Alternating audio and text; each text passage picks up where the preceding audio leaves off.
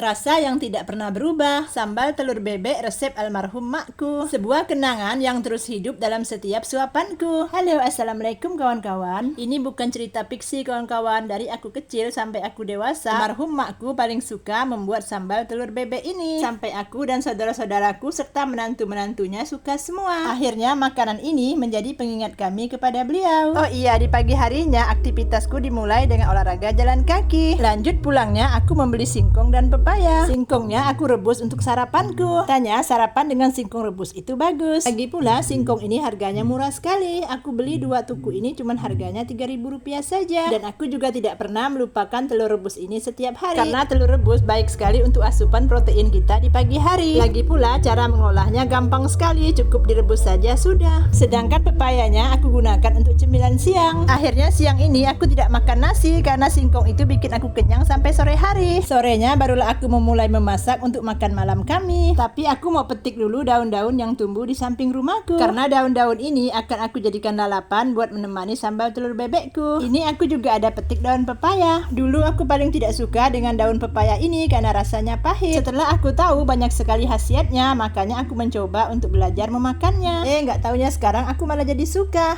Ini aku juga ada petik cabai rawit yang sudah mulai merah. Nah, sekarang waktunya kita bikin sambal telur bebek. Cabainya aku menggunakan cabai keriting yang segar dan kutambah dengan sedikit cabai rawit. Sebenarnya bumbunya biasa aja, yaitu cabai keriting atau cabai kering ditambah dengan bawang putih dan bawang merah. Tapi kenangannya itu yang tidak terlupakan sampai sekarang. Kadang aku juga biasa berpikir aku mau bikin apa ya supaya jadi kenangan anak-anakku nanti. Seperti aku dan saudara-saudaraku mengenang orang tua kami. Sekarang waktunya aku untuk menumis bumbu yang sudah aku blender tadi. Bumbu ini kita tumis sampai benar-benar masak sampai baunya harum. Sambil menunggu bumbunya masak, aku mau menyiangi daun yang aku petik tadi. Daun ini aku rebus aja jadikan lalapan. Sekedar info saja, daun pepaya ini banyak mengandung vitamin C dan antioksidan yang dapat memperkuat sistem kekebalan tubuh. Dan setiap makanan yang tanpa melalui proses yang panjang semuanya baik untuk tubuh kita. Kalau begitu sebaiknya kita belajar untuk makan makanan yang beragam. Dimulai dari berbagai jenis ikan, sayuran dan buah-buahan. Jadi setiap harinya pandai-pandai kita lah untuk membaginya. Ternyata bumbu sambal telur bebekku sudah masak nih. Sekarang aku tambahkan sedikit air dan tunggu sampai mendidih baru aku masukkan telurnya. Setelah airnya mendidih baru aku masukkan telurnya satu persatu dengan cara memecahkan cangkangnya. Lalu kenapa menunggu sampai airnya mendidih dulu baru kita masukkan telurnya? Ini ada rahasianya loh kawan-kawan. Apa sih rahasianya? Bikin penasaran aja ibu ini.